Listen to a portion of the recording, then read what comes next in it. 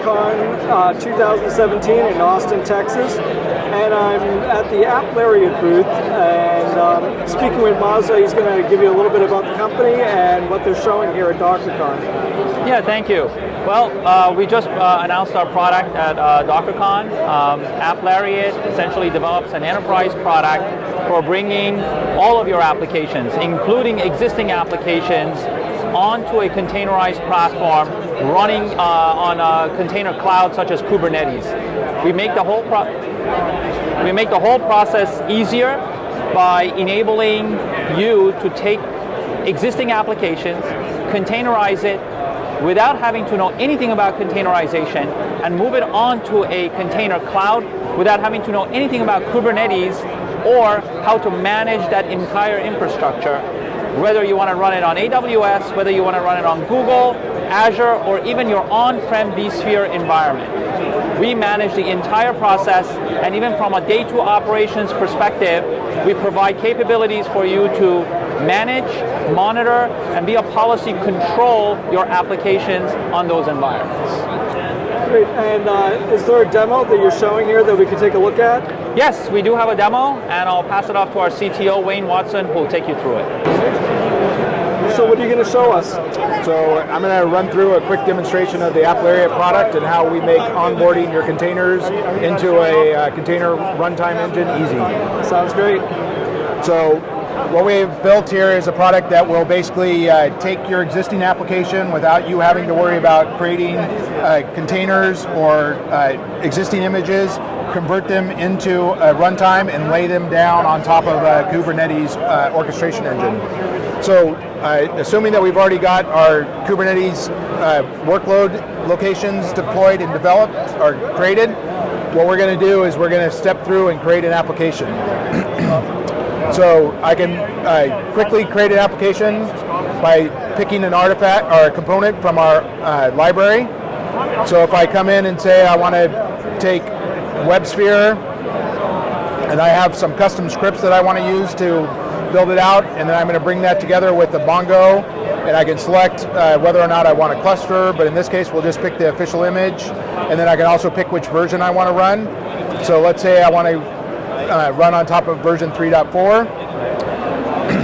When I click next, what it's going to do is build out a workflow for me to step through and define each one of my components. Here I can give it a service name. I can add environment variables and other configuration. So our business model right now is essentially pricing, charging for deploying node. We don't have migration kind of costing like we're going to do something for these guys. And then I can also tell it that I want this particular component exposed externally. Now when I jump into Mongo, I just got to vary up for my actual service name. So I change my name. I can pick which kind of storage I want. I'm going to go ahead and select the defaults, and I move on to the next section, which I now define the stack that I've created. Trying to see what's here. Yeah, it could be. That doesn't have to be. This stack will now be version controlled, so as I change it over time, I'll track versions, and I can use each one of those versions as I go forward. In the next step, I'm going to basically pull in my code artifact, which is my WebSphere component that I want to run. So here I can basically come in and I pick the version 2.1. I can tag this so I know which version I pulled in. And I'm ready to create my stack. Now that I've created my stack, any user in the system that belongs to this project can come in and deploy this stack that I just defined. So once I've created it once, I get to use it many times for any purpose that I need: dev, test, QA, even staging and production. To go ahead and deploy it, I pick a location that I want to deploy it to, and then I hit deploy. If there are any changes I need to make before I actually deploy it and run it, I can also tag it with a tag, and then I hit deploy, and it's ready to go. So now what it's doing is it's basically pulling in the Mongo image as the official image that we pointed to, and on the WebSphere side, it's basically going out, taking those code artifacts that I gave it, it's building it automatically into an image, and then deploying that image onto the Kubernetes cluster. And in just a minute, it will be up and running here.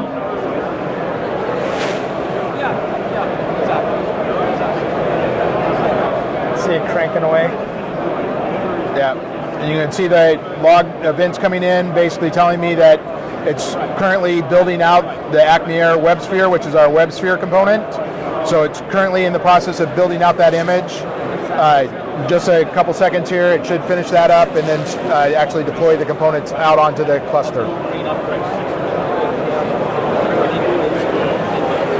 So you've been having a lot of foot traffic to the booth so far? Yeah, actually we've had a lot of interest in what we're doing. A lot of people are definitely interested in the way that we're approaching it, simplifying that process of onboarding the apps, not having to spend a lot of time and trying to figure out how to containerize, but quickly moving their apps into a containerized environment.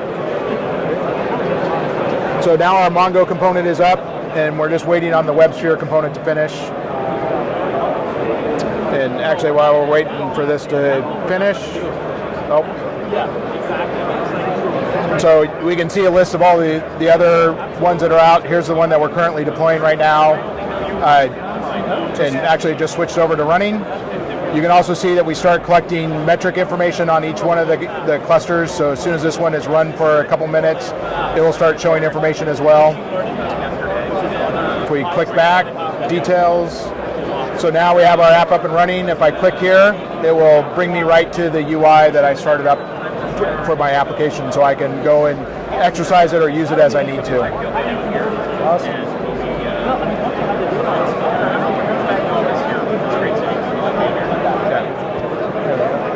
So, and here's the logs. It shows me that everything started up clean. So it basically tells me that I'm ready to use my app. And that's pretty much the process for onboarding and running apps inside of appLariat. Great, well, thanks for taking the time to show that to us. Well, thank you very much.